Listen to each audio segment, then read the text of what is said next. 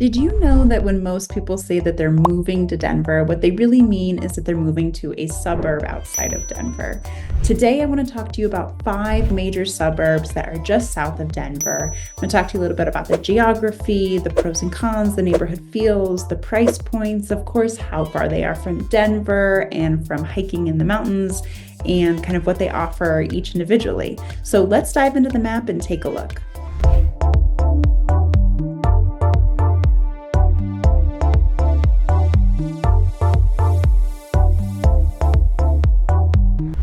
All right, so here is the map of Colorado. You can see Denver is right here, and the major suburbs that I'd like to talk to you about today are south of Denver. This whole region right here is part of Douglas County. It actually goes a little bit further than this, but these are the major suburbs that I want to talk to you about, and they are Highlands Ranch, Lone Tree, Parker, Castle Pines, and Castle Rock. So first thing that people ask about these communities is they want to know how far they are from Denver. And I would say that generally these are all pretty comparable drive times into Denver. You're looking from 35 to 50 minutes. If rush hour is really bad, you want to factor a little extra time. But the main difference between getting into downtown Denver in these communities is Highlands Ranch does offer. You could take Santa Fe if traffic was really bad on your main route, which is your main route is I-25 here. That's what you're going to take for Lone Tree, Castle Pines, and Castle Rock. But Highlands Ranch does offer a second route of Santa Fe, which often saves you a few minutes.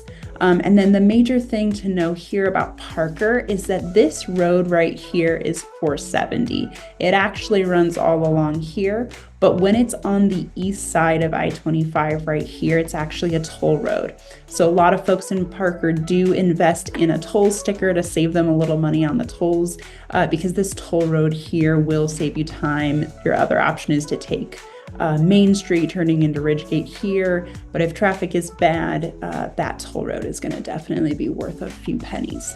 So that's what it looks like to get into downtown Denver. A lot of folks also like to know, what does it look like to get into the mountains? That's a big reason why people come here is to go play in the mountains.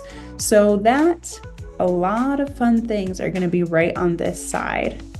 And of course, Highlands Ranch is going to be your closest to the mountains, and then Parker is going to be your furthest, along with Castle Rock. But really, just like getting into Denver, what you want to consider for your drive time is how close you are to these major roads.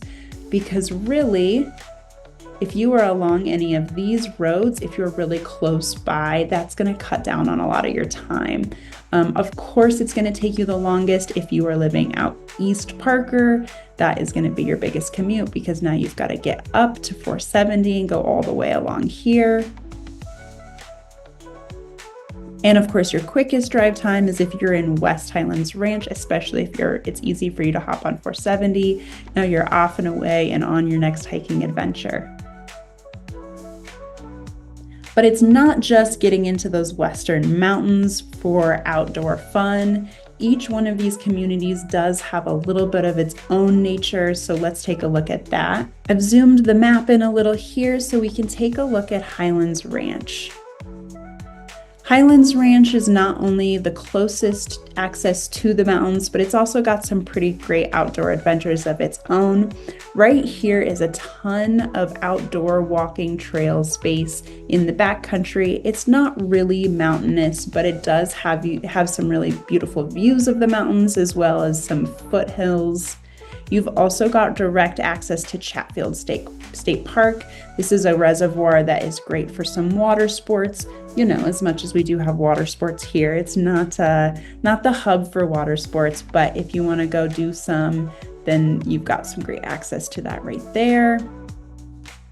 It also has really immediate access to Roxborough Park down here. That has some really pretty hiking right along there. Now I've just zoomed in a little bit here on Lone Tree so we can take a peek at it. I would say it has not the strongest options for hiking, but it does have this Bluffs Park right here that has some very pretty walking, I would more call it, not so much hiking. but that does at least give you some outdoor access. Now popping over to Parker. Parker again does not have the strongest options for hiking directly within it, but it does have side no access to Rooter Hess Incline, which I personally love hopping over to. So that's right over here. You can see of this map picture, that's what it looks like. If you've ever heard of the Manitou Incline over in Colorado Springs, it's like a little mini version of that. But it also has some really pretty mountain views and a couple little trails right by it. Now, if we move the map over to Castle Pines, coming right over here, Castle Pines does have this really quick access to Daniels Park right here. That's got some pretty nice hiking. See what we can see on the little Google Maps pictures. Yep, so that's kind of what the views you could get over in Daniels Park. Now if we pull this map over to Castle Rock does have really quick access to Castlewood Canyon State Park. That's right here. That has some really pretty hiking. It's also got its own incline that I'll show you right here. It's called Challenge Hill, and this is the view from the top of it. This is what it looks like. Again, this is a mini version of what you could find down in Colorado Springs or down in Manitou Springs for that Manitou Incline. So that's what each one of these communities has to offer individually. If we zoom out here, you can see there are some suburbs that butt right up against the mountains if you wanted really immediate direct access to the mountains. But these are going to be Golden and Morrison, and these have got huge premiums just to get into the neighborhood. So it's not super affordable for a lot of people, and the homes are a little older. You just can't quite get your bang for your buck. But we could talk more about Golden and Morrison, and we could have a whole video just for those. They are really neat places to live. All right, so now let's get a little bit into each of the communities individually, and let's start with Highlands Ranch. So let's zoom in a little bit here. So Highlands Ranch is lacking a little bit in the old town or downtown department. They've tried to do what they call town center. That's going to be right along here.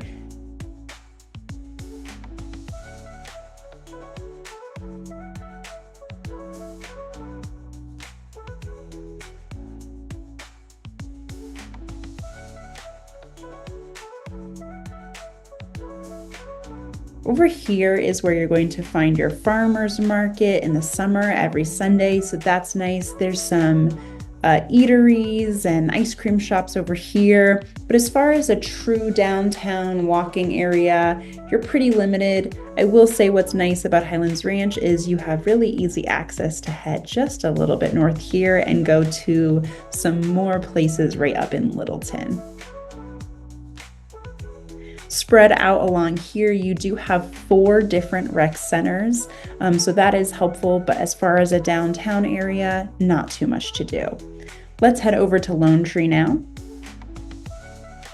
All right, I would say the same thing for Lone Tree. There's not too much as far as a downtown department goes. Lone Tree is home to Park Meadows, so you're gonna find a big mall right here, tons of shopping, a few little eats right up in here.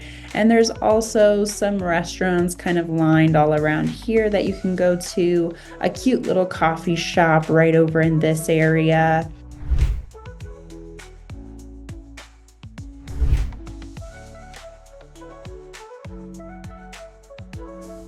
But again, not a true designated old town downtown, unlike Parker. Let's head over to Parker. Scooting right over here to Parker. Parker has one of the coolest downtown areas.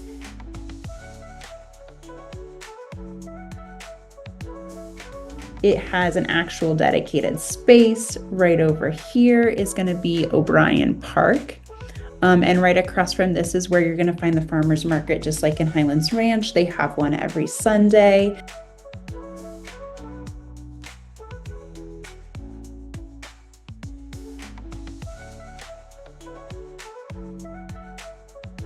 But in addition to that, they have a little bit of a more walkable downtown area. Right over in here, you're going to find Tailgate Bar. That's got a little touch of nightlife for the burbs. It's also got one of my favorite restaurants, Portofino's. that is going to be right over here. And one other honorable mention is going to be Parker Garage right over here. Scooting back over to kind of downtown-less land, we're going to head over to Castle Pines. So over here in Castle Pines, there's really not much to do right in this area. There's no downtown, there's only a couple shops. You're really going to be heading right up this way, heading into Lone Tree, going back this way to Highlands Ranch, or your most likely bet is to head a little further south into Castle Rock. Because Castle Rock, we're about to learn, does have a pretty cool little downtown area. So over here in Castle Rock, you do have the big outlets mall. So that's going to be right here. Lots of shopping, a few restaurants right up here. This is where you're going to see La Loma. That's a Mexican restaurant that lots of people like. And right over here, you're going to see Los Dos Patrios. That's another one that a lot of people like. There is one of those in Highlands Ranch as well. And then zooming in a little bit into the true downtown area of Castle Rock.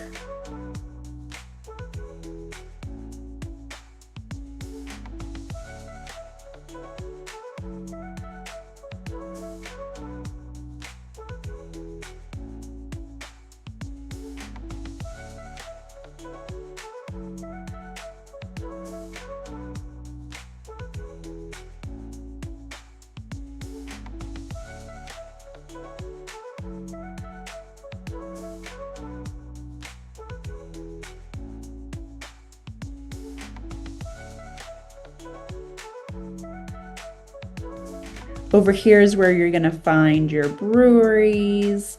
You've got a little park space. The library is over here. And you've also got right over kind of where this brewery is, you've got an old church that they turned into an Italian restaurant. That's pretty cool. There's lots of things to walk around, grab drinks, get food. I would say it's got the best downtown area of the 5 suburbs that we're checking out today. So that's a little bit about the feel and the geography of the neighborhoods. Now let's dive and look at some of the price point and look on the MLS for recently sold. This is going to be data in the last few months, just to kind of compare apples to apples. So even if you are watching this video a few years in the future, it kind of just gives you a comparison of what the price points in each different area is. So to keep with our pattern, let's start looking in Highlands Ranch. I've asked the system to show us things sold in the last 6 months that are 3 and 4 bedrooms with a similar square footage for each area so we can compare them. If you look here, we can take a quick peek at the stats of them all. You can see the average of this is 3 and 3 for the bedrooms and bathrooms, and that's because I've asked it specifically to show 3 and 4 bedrooms.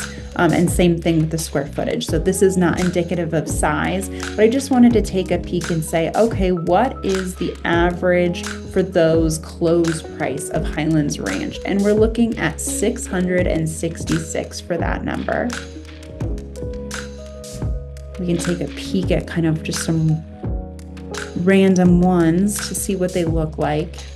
You can see they're all a couple builders, so they are all pretty similar. But so that's what $675 gets you here. Nice, nothing, super crazy, but it looks clean and fairly updated. Let's go do the same thing over in Lone Tree and see how it compares. If we're now looking at Lone Tree, we can take those same stats for the same general size, and you can see we have a list price a little lower. So while we were looking at $666 in Highlands Ranch, we're looking at $647. I should have showed you the year over in Highlands Ranch, but here in Lone Tree, 1987 is the average build year. And I want to point that out because Lone Tree is a little older. So comparing that to Highlands Ranch average year build was 1996. Taking a quick peek at what that might look like. Wow, this one's $585. That's a pretty good price. This one's $560. That's pretty great. You can see it's just a little older, 1980. But what I love about that is some nice, beautiful, mature trees. And that one's backing to some open space. Okay, so you're gonna pay a premium for that. And so because of that, it's not as updated inside. Over at this one, you can see it's just definitely a little bit of an older feel, but this one's cute inside, nice and clean, got some wood floors, but not super updated. Got some good renovations in the kitchen, but that's what that would look like around the $585 price point in Lone Tree.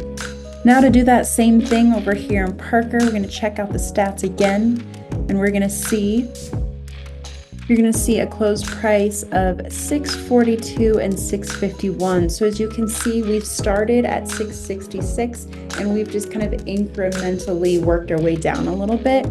You're gonna find that is true with a lot of Colorado. So typically the further west, the further closer to the mountains that you are, you're gonna just see a little bit of a higher price point associated with that. And as you start to make your way east or you start to come your way south, away from Denver, away from the mountains, you're gonna see that price start to creep down. So that's where you can see a little more room for affordability over here in Parker.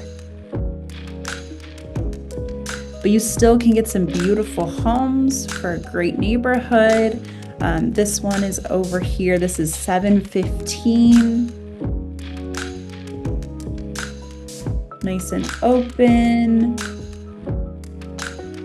So that's the kind of thing you'd be looking at around the 700s in Parker.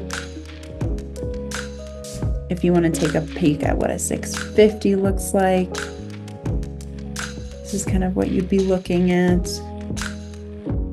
just to give you a basic idea. Now let's do the same thing here over in Castle Pines. You can see it really starts to come up with a small pool here, and that's because of this above ground square footage filter that I have in here, and it's because Castle Pines has a lot bigger homes. A lot of bigger homes, and so a lot of them are not showing up with our filter. But just so that we're going to compare apples to apples, let's keep that filter in there and take a look at what the price point would look like for some of their smaller homes. You can see here now we have a closed price of $746 and a list price of $761. That is because Castle Pines does have just some bigger homes. A lot of them are backing to open space, so the price point is a little bit bigger here.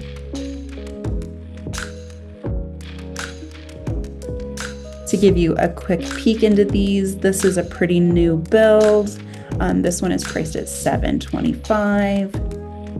This is what we're looking at here over in Castle Pines.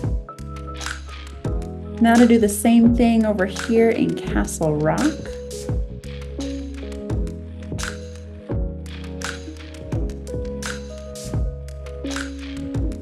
You can see the build year on this, 2004. We're getting a lot newer for that build year, but there are definitely some older homes in Castle Rock as well. You can see that there's some going back to 65. Of course, all 5 of these suburbs in general, we're looking pretty newer in the grand scheme of things.